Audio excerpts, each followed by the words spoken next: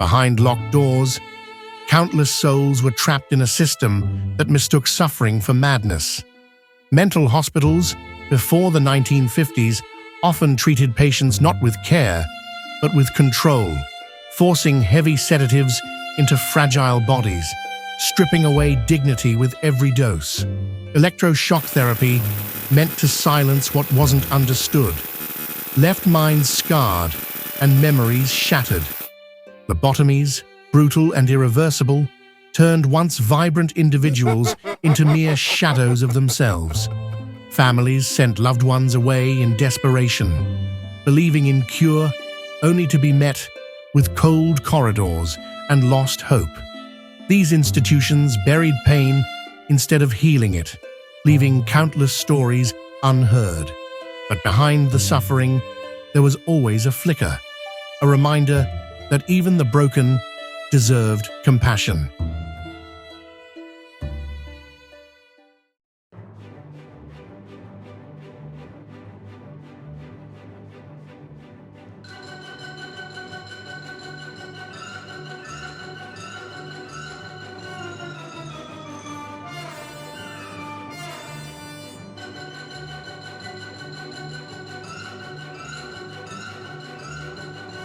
Our story begins in 1948, in the heart of New York City.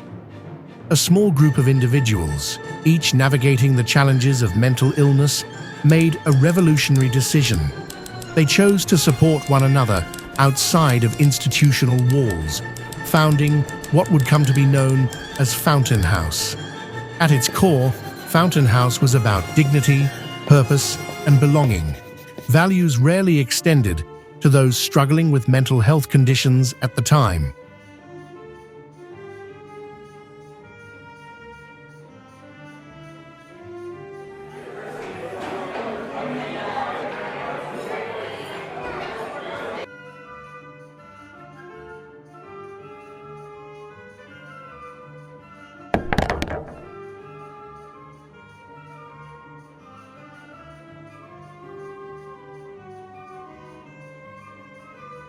Years before, this group, comprised of around 10 patients from the Rockland Psychiatric State Hospital in Orangeburg, New York, formed a support group under the supervision of a Dr. Blaisdell. While at the hospital, this group, who called themselves WANA, which stood for We Are Not Alone, met in a club room where they shared their stories, read, painted, and participated in social functions. But it wasn't until that fateful year of 1948 that a volunteer and philanthropist named Elizabeth Schemerhorn provided funding to the group to purchase their own space within the community in the Hell's Kitchen neighborhood of New York City. They named it, quote-unquote, Fountain House, because the property included a garden with a fountain.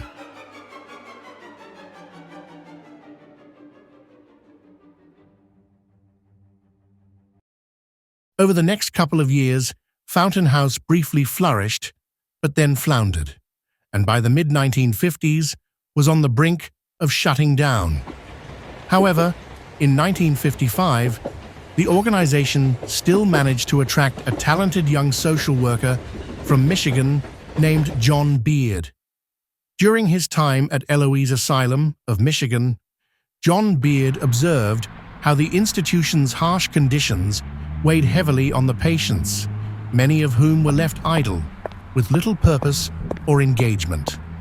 He saw how this lack of activity deepened their isolation and sense of despair, often worsening their symptoms.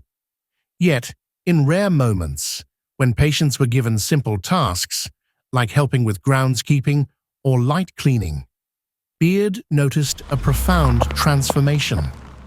These small constructive activities provided a spark, a hint of purpose that allowed patients to feel useful, valued, and connected to the world around them. Beard became convinced that meaningful work could be a pathway to recovery, offering patients a chance to regain self-esteem and a sense of identity. This insight would form the foundation of his Clubhouse model. To give you a summary of the Clubhouse model as conceived of by John Beard, we will pass the microphone to the architect of the model himself, the one and only John Beard. Take it away, Johnny. Thank you, British narrator with a beautiful and smooth voice. Thank you for the compliment. I love men who recognize sexy qualities in other men. Now let's not get carried away, bud. Sorry. Okay, so here's a quick rundown of the Clubhouse model as conceived of by me. 1. First and foremost, clubhouses are community-focused, providing an environment where members and staff work side by side. 2. Clubhouses should exist mainly to empower the member by treating people with mental illness as members rather than patients. This promotes a sense of belonging and self-worth. 3. Members and staff in the clubhouse engage in the work-ordered day, in which members participate in structured activities, mimicking a typical workday. This is intended to build routine, responsibility, and skills. 4. Clubhouses facilitate peer support, which encourages mutual support among members, helping to reduce isolation and build a social network. 5. The clubhouse provides employment opportunities. Transitional employment, supported employment, and independent employment programs help members reintegrate into the workforce. 6. Clubhouses provide educational support, such as help in applying to colleges and universities and tutoring to assist members in furthering their education and skills. 7. Clubhouse members can choose to receive housing assistance, helping them secure safe, affordable housing to ensure stability. 8.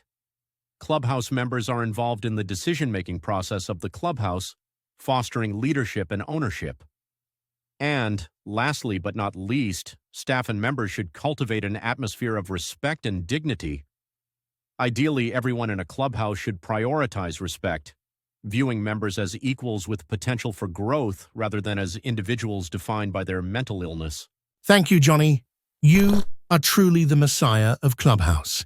This model, initiated by John Beard at Fountain House, has since become a global standard for community mental health programs, and it would later serve as a foundation for an official document in the 1990s called the Clubhouse Standards, which we will talk about much later in this series.